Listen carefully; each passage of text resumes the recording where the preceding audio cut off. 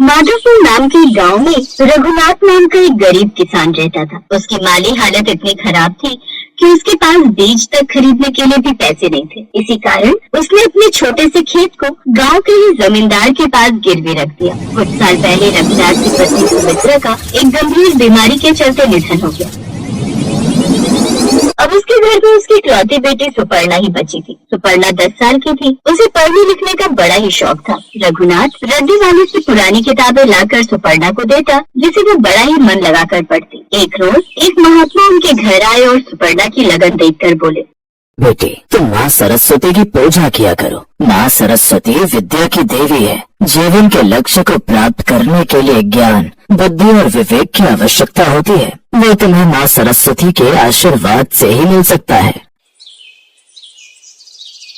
अब सुपर्णा सरस्वती माँ की रोज पूजा पाठ करती और उन्हें भोग लगाती। उसके बाद ही पढ़ने बैठती। ऐसे ही समय बीता। अब वो बड़ी हो गई, वरना दिखने में काफी खूबसूरत हो गई थी। रघुनाथ अभी भी अपने खेत में खूब मेहनत करता और फिर शहर जाकर फसल बेच आता और उससे उनसे जो कमाई होती उसके वो 3 हिस्से कर देता। ये पैसे हमारे खाने पीने और बीमारी के लिए, और ये वाला हिस्सा कुसुम की शादी के लिए, और ये तीसरा हिस्सा जमींदार के ब्याज के लिए। उसी दिन जमींदार रघुनाथ के घर आता है। अरे जमींदार साहब, आप इस वक्त यहाँ? मैं खुद ही आ रहा था शाम को आपके पैसे लौटाने। बाबा खाना लगा दिया है। अरे ये तो ये बेटी है क्या?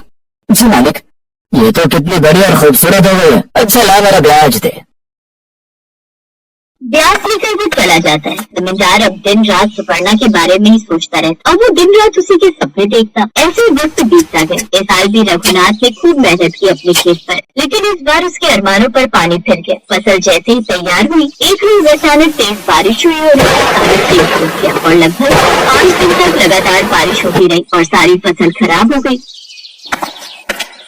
हे भगवान, मैं तो बर्बाद हो गया। अब इस बार मैं जमींदार का ब्याज कैसे चुकाऊंगा? कुछ दिन बाद जमींदार उसके घर अपना ब्याज लेने आया।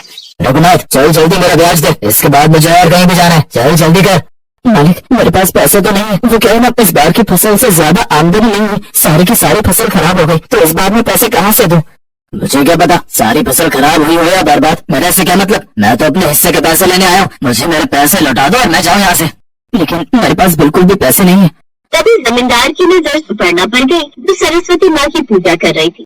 एक शर्त पर मैं तेरा सारा कर्ज माफ कर सकता हूँ, अगर तुम अपनी बेटी की शादी मुझसे करवा दो तो। ये आप कैसी बातें कर रहे हैं? मैं अपनी बेटी के साथ ऐसा नहीं कर सकता। मेरे साथ ये अन्याय मत कीजिए।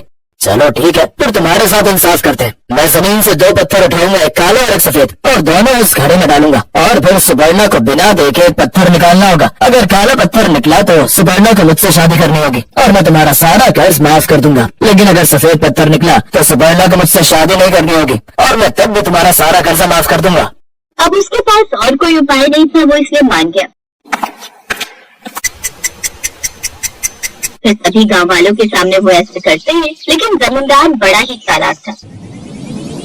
उसने चुपके से दोनों काले पत्थर ही उठाए और उसके अंदर डाल दिए, लेकिन सुपर्णा ने उसे ऐसा करते हुए देख लिया था। लेकिन फिर वो सोच में पड़ जाती है, अब मैं क्या करूं? अगर मैंने जमींदार का सबके सामने ला दिया तो बाबा को उनके पैसे देने पड़ जाएंगे, और अगर पत्थर उठाऊं तो मुझे इस बूढ़े से शादी करनी होगी। हे सरस्वती माँ, मेरी मदद करो, आपकी बच्ची मुसीबत में है।